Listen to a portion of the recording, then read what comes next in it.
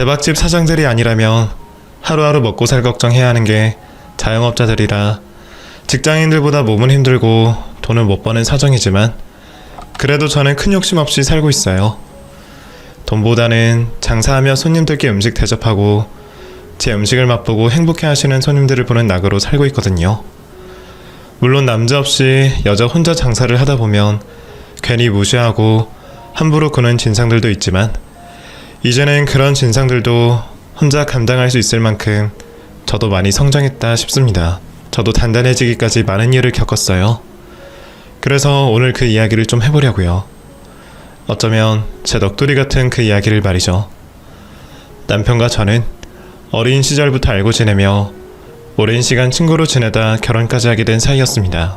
연애를 하기 전부터 친구였기에 서로를 잘 알 만큼 알던 저희는 결혼 생활도 친구 사이같이 편안하게 이어갈 수 있었어요. 결혼을 하고 같이 음식점을 운영하던 저희는 열심히 식당을 꾸려갔지만 열심히만 한다고 일이 다 되지는 않는지 매출은 부진했습니다. 그래서 남편이 틈틈이 식자재 배달일까지 하며 바쁘게 지내야만 했죠. 그래도 저와 남편은 늘 불평 없이 서로를 의지하며 정답게 살아갔습니다.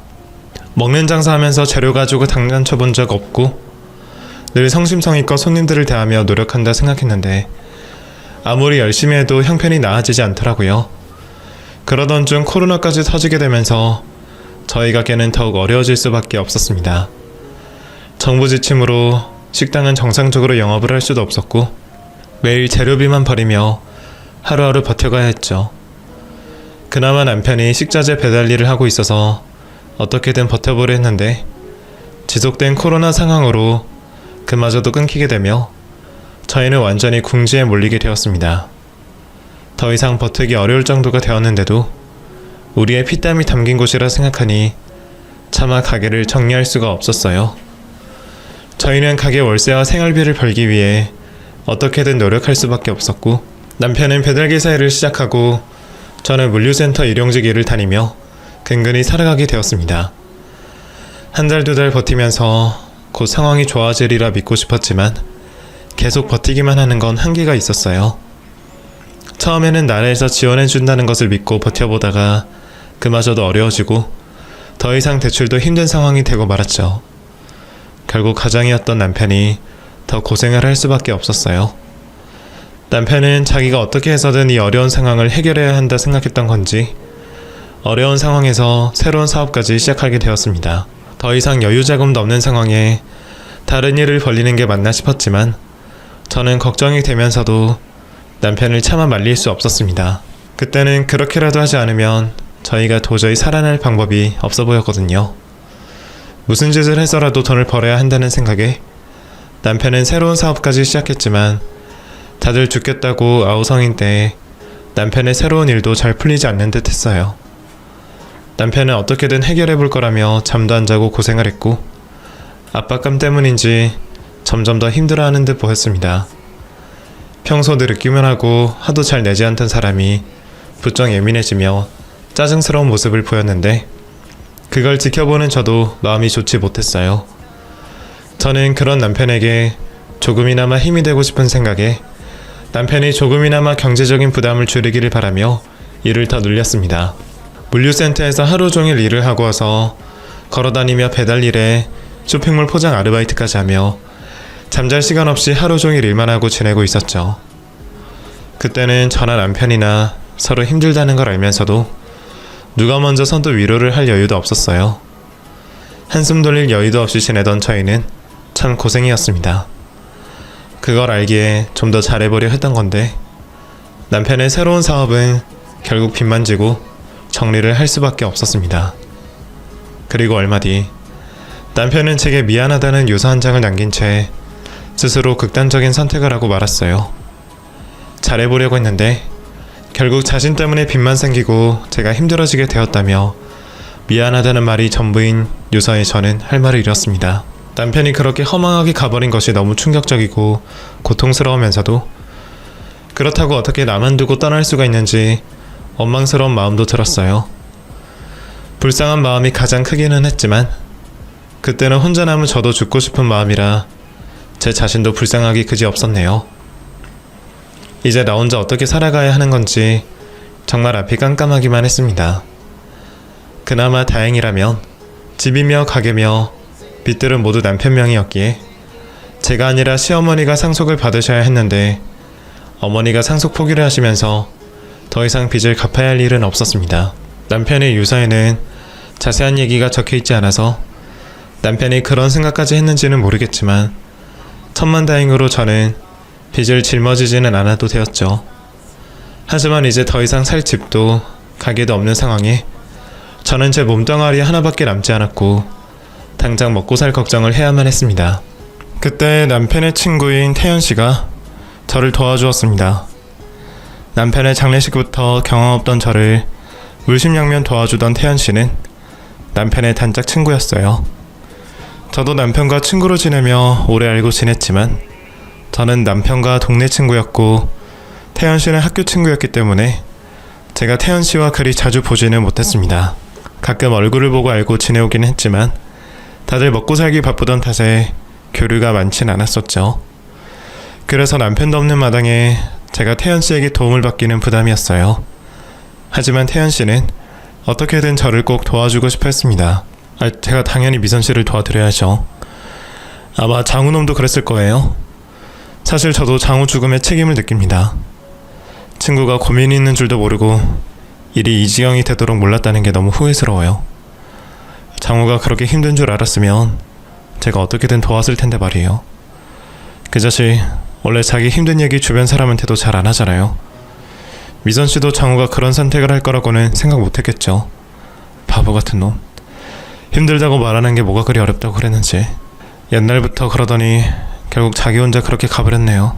태연씨는 안 좋은 선택을 한 남편에게 친구로서 죄책감까지 느끼고 있었고 남편 때문에라도 저를 꼭 돕고 싶어 했습니다. 남편이 살아있었더라면 해줬을 도움을 제게 대신 전하고 싶다고 했죠. 그런 태연씨는 제가 지낼 집부터 다시 재기를 할 가게까지 도와주려 했지만 아무래도 과한 도움이 부담스러웠던 저는 어려운 상황에서도 그 도움을 거절을 할 수밖에 없었습니다. 남편한테 도움 주시는 것도 아닌데 제가 뭐라고 도움을 받을 수 있겠어요? 저도 염치가 있지 이런 큰 도움 못 받아요. 제가 돕고 싶어서 그러는 거니까 제발 받아주세요. 제가 미선씨한테 이렇게라도 하지 않으면 장우 볼 면목이 없습니다. 요즘도 매일 밤 꿈에 장우가 나오는데 내가 친구한테 아무 도움도 못 됐다는 생각에 도통 잠이 안 와요. 제가 이대로 미선씨 모른 채 하면 장우가 분명 저 원망할 겁니다. 그러니까 사람 살리는 셈 치고 그냥 받아주세요. 그리고 빌려드리는 거니까 그렇게 부담 갖지 마세요. 장사 잘 돼서 빨리 갚으시면 되는 거잖아요. 그럼 꼭 빨리 갚을게요. 정말 열심히 해서 하루빨리 갚겠습니다. 고마워요 태연씨. 너무 큰 도움이 부담스러웠던 저는 몇 번이고 거절을 했지만 제가 받을 때까지 끈질기게 권하는 태연씨의 말에 결국 도움을 받기로 했습니다. 공짜로 얻는 것도 아니고 잘해서 갚으면 될 거라 생각하니 마음이 한결 가볍더라고요. 하지만 태연씨의 도움은 거기서 끝이 아니었습니다. 사업을 하고 있던 태연씨는 제 일을 위해 자기 회사 직원들까지 동원시켰고 덕분에 저는 혼자서도 무리 없이 가게를 꾸릴 수가 있었습니다. 뭐든지 남편과 같이 했던 탓에 남편 없이 내가 할 수 있을까 걱정이었는데 주변에서 도와주시는 분들이 계시니 어떻게든 해나가게 되더라고요. 그렇게 저는 태연씨 도움으로 점점 형편이 펴지게 되었고 저는 하루빨리 그 빚을 갚기 위해 노력하고 있었습니다. 그렇게 태연씨와 자주 보고 지내던 저는 태연씨가 저를 돕는 게 단순히 남편 때문만은 아니라는 걸 알게 되었습니다. 저를 대하는 태연씨의 태도가 어느 순간부터 죽은 친구 와이프를 대하는 게 아니라 이성을 대하는 느낌이라는 걸 알아차려버렸거든요. 그 전까지 그런 생각은 전혀 하지 못했던 저는 그 상황이 당혹스러웠습니다. 남편이 죽었으니 바람을 피는 건 아니지만 죽은 남편의 친구와 만난다는 건 안 될 일이라 생각했습니다. 그래서 저는 태연씨의 마음을 거절했지만 태연씨는 쉽게 포기하지 않았습니다. 사실 남편의 친구라는 것만 뺀다면 태연 씨는 좋은 사람이었어요. 누구보다 저를 걱정하고 굶어 죽게 된 저를 살려주었던 은인이었으니까요. 태연 씨를 알아가면서 그 사람이 좋은 사람이라 생각하게 된 저는 결국 태연 씨의 마음을 받아들이게 되었습니다. 그리고 태연 씨는 제가 마음을 열자마자 결혼 얘기를 꺼냈죠. 이참에 우리 그냥 결혼까지 해버려요. 서로 마음이 통했는데 더 걱정하고 미룰 게 뭐가 있겠어요. 나는 미선 씨가 내 덕분에 하루빨리 안정을 찾았으면 좋겠어요. 아마 장우도 그러기를 바랄 거예요. 태연 씨는 아직도 죽은 남편의 그늘에서 벗어나지 못한 저를 걱정하며 우리가 결혼을 하며 회복을 하기를 바랬습니다. 처음에는 남편 때문에 머뭇거리던 저였지만 모든 게 저를 위한 일이라는 태연 씨의 말에 결국 태연 씨의 선택을 따르게 되었죠. 결혼식을 올린 뒤 제가 남편이 살고 있는 집으로 들어가게 되었습니다. 따로 신혼집을 구하지 않고 말이죠. 혼자 살던 남편의 집이 넓어 신혼살림을 꾸리는데 문제가 없었거든요. 이삿짐을 풀고 난 뒤 신혼여행을 다녀오게 되었습니다. 그리고 이제 남편의 내조를 하며 집안일에만 신경을 쓰면 되는 평범한 가정주부가 되었어요. 태연 씨 도움으로 운영을 하고 있던 가게는 결혼과 동시에 정리를 하게 되었습니다. 제가 더 이상 고생하는 모습을 볼 수 없다는 태연 씨의 간절한 부탁으로 인해서 가정주부의 삶을 선택하게 된 거죠. 지금까지 살아오면서 단 한 번도 일을 안 하고 있었던 적이 없었던 저였기 때문에 집에 있는 게 괜히 불편하고 뭐라도 해야 할 것만 같았습니다. 집안일을 마치고 뭘 더 해야 할지 고민을 하던 중에 이웃분들에게 음식을 돌리며 인사를 드리자 싶었죠. 남편은 오래전부터 이 집에서 살고 있었기 때문에 굳이 그럴 필요까지는 없었지만 이제 제가 들어와서 부부로서 같이 살게 되었으니 이웃들과 오며 가며 얼굴 부딪힐 일이 많을 것 같아서요. 그래서 상투 과자와 떡을 직접 만들어 이웃집으로 찾아가게 되었죠. 우선 앞집을 가게 되었는데 아무도 없었습니다. 제가 이사 온 지 며칠이 되었는데도 얼굴 한번 마주치지 못한 걸 봐서는 여행이라도 갔나 싶었죠.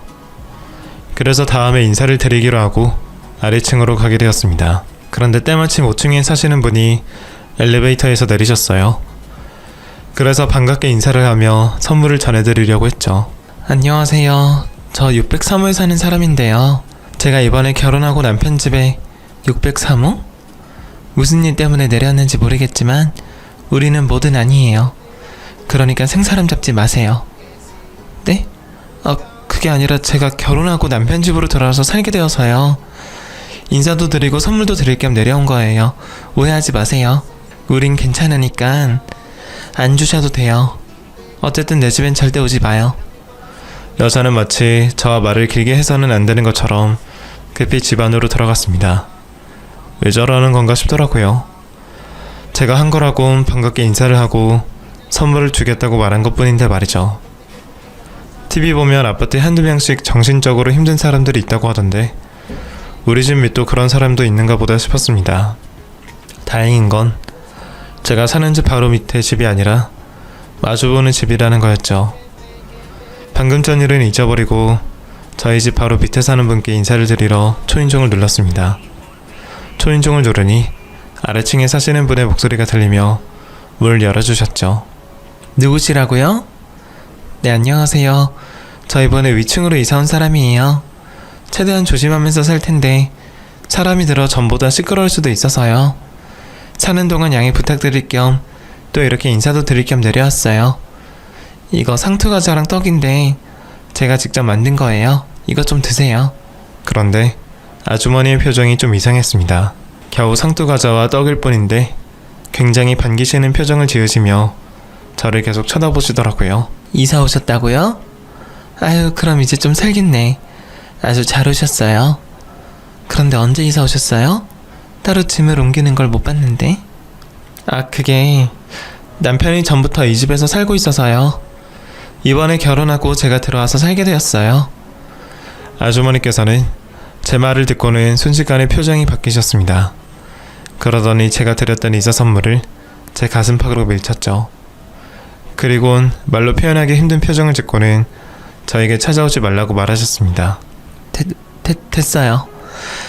선물은 됐고 마음만 받을 테니까 앞으로 저희 집 찾아오지 마세요. 그러고 문이 부서져라 쾅 소리가 나게 닫으시더라고요. 두 번이나 이상한 일을 겪게 되니 다들 왜 이러나 싶었습니다. 전 단순히 이웃들 간에 친하게 지내자고 인사를 드리러 온 것뿐인데 말이죠. 그런데 이상한 일은 여기서 끝이 아니었습니다. 그 다음 올라간 윗집에서도 인사를 드리러 간 경비실에서도 다들 저를 피하고 자신의 현관 앞에서 쫓아내려고 했죠. 저와 엮이는 걸 거부하는 것 같았습니다. 이러한 일을 처음 겪었을 때는 밑에 사는 여자가 이상하다고 생각했고 두 번째가 되었을 때는 왜 이러지 싶었습니다. 그 다음 세 번째, 네 번째, 다섯 번째가 넘어가니 사람들이 문제가 아니라 나 또는 태연 씨에게 문제가 있구나 싶었죠. 저야 이번에 이사와서 아파트 이웃들과 부딪힐 일이 없었으니 남은 거라곤 태연 씨밖에 없었어요. 그래서 회사를 마치고 돌아온 태연 씨에게 물어보게 되었죠. 태연 씨, 혹시 아파트 주민들이랑 무슨 문제 있어요? 오늘 인사하려고 상토과자랑 떡 가지고 찾아갔더니 거의 문전박대 수준으로 날 밀어내던데? 찾아갈 생각이었으면 먼저 나한테 말이라도 하지. 여기 아파트 사는 사람들 문제 많아. 시민의식, 공동체의식이 아주 꽝이라고. 주차 문제랑 층간소음 때문에 몇 번 부딪혔는데 자기들이 잘못해놓고 내 탓을 하는 거 있지? 아무래도 앞집 사람 때문인 것 같아. 앞집 사람이랑 처음 부딪혔거든. 동대표인데 오래 살아서 그런가 이 아파트 꽉 잡고 있어. 윗집 아랫집 모두 앞집 여자랑 친하게 지내거든. 경비 아저씨도 여기 아파트 사람들과 똑같은 반응이지. 그것도 다 동대표가 시켜서 그런 거야. 그러니까 이 사람들이랑 가까이 지내려고 하지마. 꼭 여기 아파트 사람들과 친하게 지낼 필요는 없잖아. 주변에 취미생활 할 것도 많은데 거기서 사귀면 되지. 어쨌거나 이 사람들 상종할 생각 하지마. 나를 눈의 가시처럼 여기고 있는 사람들이니까. 당신도 이 사람들한테 무슨 해코지 당할지 모른다고. 요즘 아파트 주민들 간의 갈등이 심하다고 듣긴 했지만 이 정도로 심할 거라고는 생각도 못했어요. 거기다 동대표의 영향력이 이 정도로 막강할지 몰랐죠. 이웃 주민들과 아주 가깝게 지낼 생각은 아니었지만 이웃 사람들 눈치를 보면서 살아야 한다니 괜히 기분이 좋지 않았습니다. 그러다 한 가지 생각이 떠올랐습니다. 제가 사이가 틀어진 남편과 이웃들 간에 오해나 묵은 감정을 풀 수 있지 않을까 라는 생각이었죠. 남편이 남자이다 보니 쉽게 오해가 생겼을 수도 있다고 생각했습니다. 꼭 오해가 아니더라도 제가 중간에서 잘 이해시키고 조율한다면 지금보다는 나은 관계가 되지 않을까 싶었죠. 그래서 태연 씨가 신경 쓰지 말라던 말과 상관없이 이웃들에게 다가가려 노력했습니다. 아는 얼굴이 보여 무거운 짐을 들고 간다면 대신 짐도 들어다 드리고 집에서 만든 간식을 현관 손잡이에 걸어놓고 가기도 했죠. 제 얼굴을 보고 무시를 하더라도 웃으며 인사를 하고 안부를 묻곤 했습니다. 당연히 처음부터 별 반응이 없을 거라고는 생각했지만 이웃 주민들 모두 제가 예상한 것보다 더 차갑게 대했습니다. 그래도 포기하지 않고 계속 웃는 낯으로 사람들을 대했습니다. 이곳에서 얼마나 살지 모르는데 그때까지 불편하게 살 수는 없으니까요. 단 하루를 산다고 해도 내 집에서 마음 편하게 살고 싶은 게 제 바람이었습니다. 옛말에도 웃는 얼굴에 침 못 뱉는다고 계속해서 웃는 얼굴로 이웃 주민들을 대하다 보니 조금씩 반응이 오기 시작했습니다. 그전에는 제 인사에도 고개만 돌리던 이웃들이 고개 정도는 끄덕이며 인사를 해준 거죠. 저에게 인사를 해준 사람들에게 한 발자국 더 다가가려고 했습니다. 제가 잘하는 거라고는 음식밖에 없으니 음식을 해서 이웃들을 찾아갔죠. 제일 먼저 저에게 마음을 열었던 집부터 찾아갔습니다. 이사 인사를 하러 간 날 맨 처음 마주쳤던 제 또래 여성에게 말이죠. 갑작스러운 저의 방문에 여자는 당황스러워했지만 전보다는 경계를 덜했고 고민을 잠시 하다 음식을 받으며 안으로 들어와 커피라도 한 잔 마시자고 했습니다. 그렇게 이웃과 처음 대화를 할 수 있었던 저는 이런저런 이야기를 하다 첫날 저를 보고 불편해했던 이유에 대해서 물어보게 되었습니다. 근데 첫날에는 왜 그렇게 급하게 들어가셨어요? 그날부터 친해졌으면 좋았을 텐데. 그건 내가 미안해요.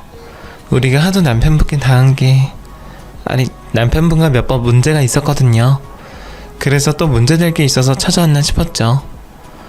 저도 남편한테 듣긴 했는데 아무래도 서로들 오해가 있었던 것 같아요. 아무래도 남편이 표현 서툰 남자인데다가 사업을 하고 있어서 오해를 풀 시간도 없었던 것 같고요. 그래서 제가 남편 대신에 이웃분들 인사드리면서 오해 풀려고 이러는 거예요. 오해요? 남편분께 무슨 말을 들었는지 모르겠지만 그걸 오해라고 하면 안 되죠. 네? 오해가 아니라고요? 제가 듣기로는 가벼운 주차 문제와 층간소음 문제를 알고 있는데 저 혹시 남편분 얼마나 만나오셨어요? 그건 갑자기 왜 부르세요?